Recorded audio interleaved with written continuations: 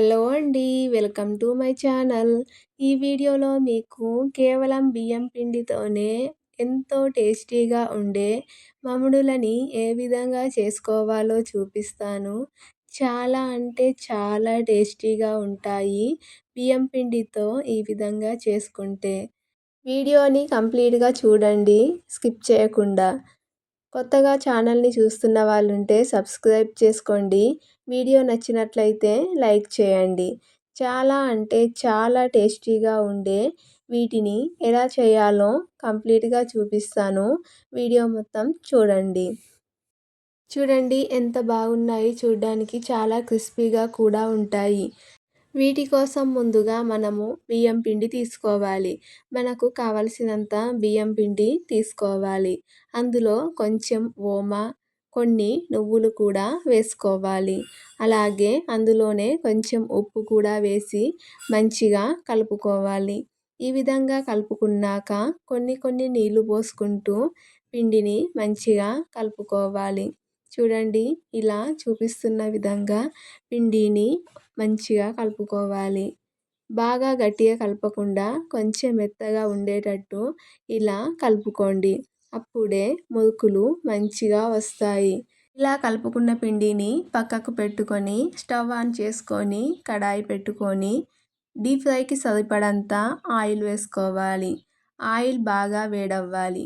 Oil వేడయ్యేలోపు చూడండి, ఇలాంటి star గుర్తు ఉన్న ఒక బిళ్ళ తీసుకొని ఇలాంటిది మనం కారపూస పోసుకునే దాంట్లో పిండిని వేసుకోవాలి. ఇలా వేసుకున్నాక ఇప్పుడు నూనె బాగా వేడయ్యాక తీసుకున్న పిండిని ఈ విధంగా చిన్నగా రౌండ్గా మనకు కావలసిన సైజులో మముడులని ఒత్తుకోవాలి. చూడండి, మనము కారపూస ఎలాగైతే పోసుకుంటామో అలాగే వీటిని కూడా ఈ విధంగా ఒత్తుకోవాలి. చాలా అంటే చాలా బాగుంటాయి. వీటిని ఈ విధంగా కొద్దిసేపు వదిలేయాలి.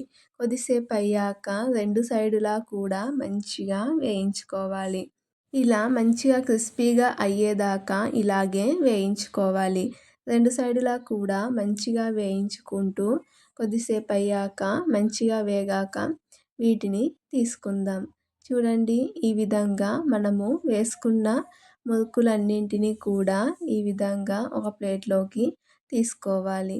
ఇంకొంచెం పిండి తీసుకొని వాటిని కూడా ఇదే విధంగా చిన్నగా రౌండ్ షేప్లో వాటిని కూడా ఒత్తుకోవాలి.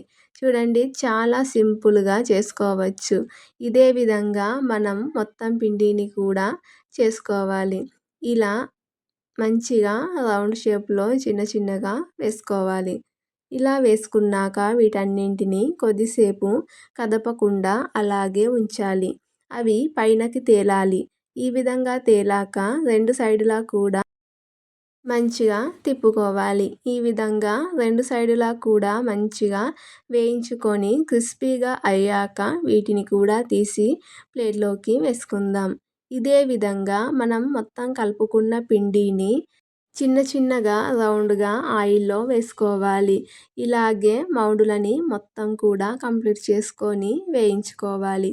చాలా అంటే చాలా టేస్టీగా ఉండే ఈ మురుకులని మనం ఇంట్లోనే చాలా సింపుల్గా చేసుకోవచ్చు. ఈ రెసిపీ మీరు కూడా ట్రై చేసి మీకు ఎలా వచ్చిందో కామెంట్ చేయండి. తప్పకుండా మీకు ఈ రెసిపీ నచ్చుతుంది. ట్రై చేయండి.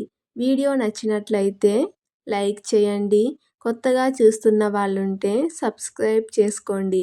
అలాగే బెల్ ఐకాన్ని క్లిక్ చేయండి. అప్పుడే మేము చేసే ప్రతి వీడియో మీకు మిస్ అవ్వకుండా అన్ని వీడియోస్ చూడవచ్చు.